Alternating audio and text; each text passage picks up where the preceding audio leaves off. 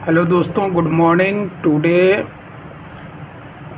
हम लोग समानता के बारे में अध्ययन करेंगे। स्वतंत्रता और समानता दोनों जुड़वा बहनें हैं। प्राचीन काल मध्यकाल में स्वतंत्रता और समानता जैसी कोई चीज़ें नहीं थी। प्राचीन काल में अरस्तु ने समाज को 2 हिस्से में बांटा था, स्वामी और दास के रूप में। भारत में वर्ण व्यवस्था जैसी स्थिति थी। प्लेटो ने समाज को 3 वर्गों में बांटा था, शासन, सैनिक और प्रजा। रोमन के शासक स्पाइकस ने कहा है कि हर मानव का रंग एक जैसा है, हर मानव के खून का रंग एक जैसा है, फिर मानव में भेद क्यों। ऐसी स्थिति में स्वतंत्रता और समानता दोनों आधुनिक काल की देन है। स्वतंत्रता और समानता दोनों पुनर्जागरण की देन है। समाज में हर दम विषमता रही है।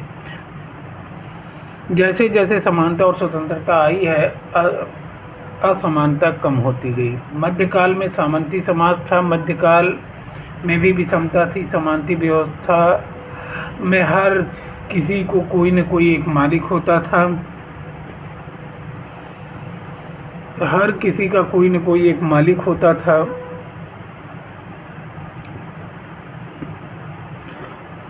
जो विषमता थी वो आधुनिक काल में विषमता के विरुद्ध प्रचलित एक व्यवस्था थी। जैसे जैसे विषमता की मांग बदलती गई, वैसे वैसे समानता की मांग भी बदलती गई। समानता और स्वतंत्रता और समानता पुनर्जागरण आंदोलन की देन है। व्यवहारिक रूप से हम फ्रांसीसी क्रांति के बाद समानता और स्वतंत्रता अस्तित्व में आई, जबकि फ्रांसीसी क्रांतिकारियों का नारा ही था स्वतंत्रता, समानता और बंधुता। 1649 की खूनी क्रांति और 1688 की गौरवपूर्ण क्रांति, 1776 में अमेरिकी क्रांति, 1789 में 89 में फ्रांसीसी क्रांति, ये सारी क्रांतियाँ समानता और स्वतंत्रता की नारा दी। 1776 में अमेरिकी क्रांति ने घोषणा पत्र में कहा कि हम इस तथ्य को स्वतः स्वीकार करते हैं कि सभी मनुष्य जन्म से समान है। जब फ्रांसीसी क्रांति हुई तो फ्रांसीसी क्रांतिकारियों ने कहा मनुष्य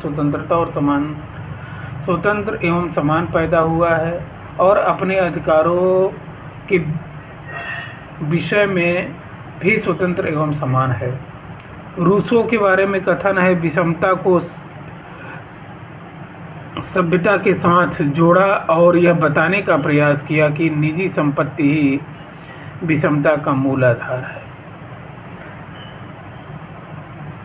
रूसो ही एक पहले व्यक्ति थे जिन्होंने यहाँ ध्यान देनी बात है विषमता को सभ्यता के साथ जोड़ा और उन्होंने बताया कि निजी संपत्ति ही विषमता का मूल आधार है। इसी शब्द को, इसी चीज़ को मार्क्स ने एप्लीकेबल किया। समानता के 2 रूप हैं, नकारात्मक समानता और सकारात्मक समानता। नकारात्मक समानता में क्या होता है, जैसे कानूनी समानता, कानून के लिए सब बराबर हैं। नागरिक समानता, नागरिक के लिए बराबर है। 16वीं से 19वीं शताब्दी तक इसका काफ़ी अच्छा बोलबाला रहा। और नकारात्मक समानता कैसी होती है, यह व्यक्तिवादी होती है। नकारात्मक समानता यह मानती है कि समाज व्यक्तियों का योग है। समाज में हर व्यक्ति समान होगा तो समाज भी एक ही समान होगा। नकारात्मक समानता यह कहती है कि राज्य केवल सुरक्षा, शांति और समानता तक सीमित रहे। नकारात्मक बोलती है, जबकि सकारात्मक इसका विपरीत है। वह बोलता है सामाजिक, आर्थिक और राजनीतिक क्षेत्र में कोई हस्तक्षेप न करे। नकारात्मक समानता यह मानता है कि सभी व्यक्ति प्राकृतिक रूप से असमान रहें तो रहे, लेकिन उनकी कृत्रिम विषमता पैदा हुई तो उसे समाप्त करना चाहिए। नकारात्मक समानता, जैसा कि पहले ही बताया कि 19वीं शताब्दी तक रहा, 20वीं शताब्दी से सकारात्मक समानता में बदल गई। सकारात्मक समानता कहता है कि सब बराबर नहीं है, समानों में समानता, अर्थात समान योग्यता वाले व्यक्तियों के साथ जात, धर्म, भाषा, लिंग आदि के आधार पर भेदभाव, असमानता न किया जाए। सकारात्मक समानता मानता है कि केवल कृत्रिम समानता को कम करना राज्य का उद्देश्य नहीं होता, बल्कि जो प्राकृतिक विषमता फैली है उसे भी कम करना चाहिए। जैसे कोई व्यक्ति दिव्यांग है तो उसे कृत्रिम पैर की व्यवस्था किया जाए। सामाजिक आर्थिक समानता सकारात्मक समानता का उदाहरण है।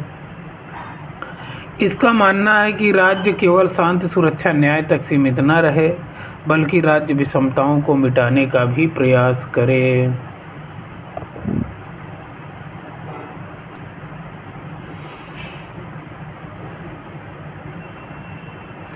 सकारात्मक समानता यह मांग करती है कि राज्य की उपस्थिति में सकारात्मक समानता प्राप्त हो सकती है।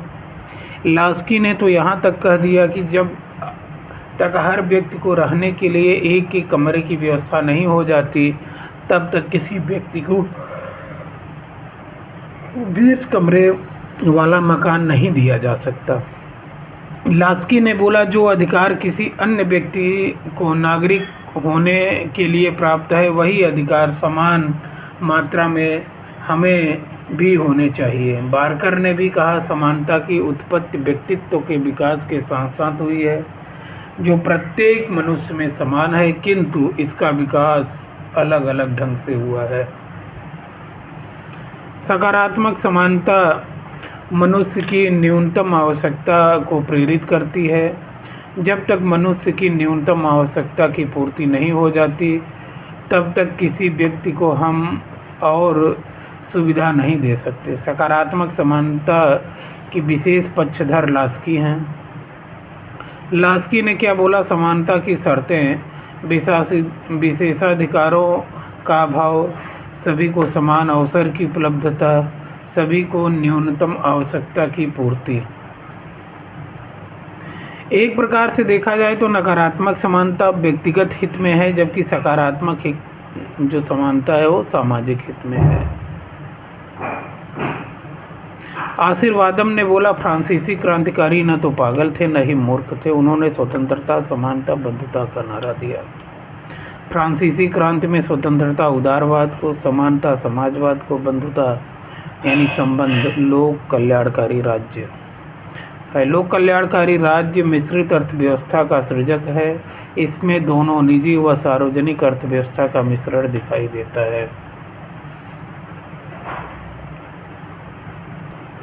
सकारात्मक दृष्टिकोण 20वीं शताब्दी में आई। इसमें यह देखा गया कि स्वतंत्रता और समानता परस्पर पूरक के रूप में हैं। लास्की, मैकावर, रूसो, आरिस्टानी, हॉब्सन, जीडीएच कोल, सीईएम जोड़, ये सब समर्थक के रूप में हैं। लास्की ने तो बोला, स्वतंत्रता और समानता एक दूसरे के पूरक के रूप में हैं।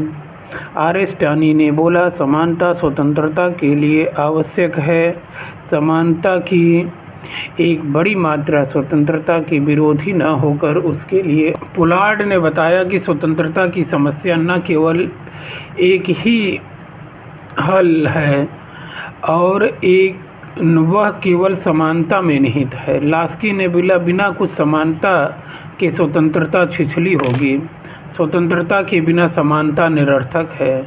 ग्रीन, जब तक मनुष्यों के आवश्यकताओं में भिन्नता है, जब तक व्यवहार में एक रूपता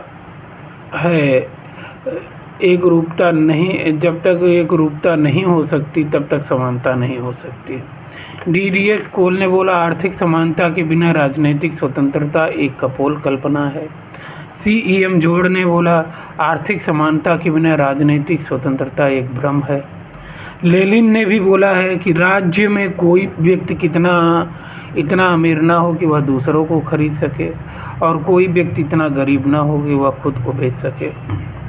रूसो, राज्य की नीति ऐसी होनी चाहिए कि न तो अमीरों की संख्या बढ़े न ही गरीबों की संख्या। अरस्तु ने इस प्रकार से बोला है, समानता अनुपात की समस्या है। मार्क्सवाद का दृष्टिकोण आपको पता ही है कि मार्क्स ने समानता पे क्या बोला है। उन्होंने साम्यवाद की परिभाषित किया है, साम्यवाद यानी वर्ग विहीन, राज्य विहीन। उत्पादन के साधन पर संपूर्ण समाज का अधिकार हो।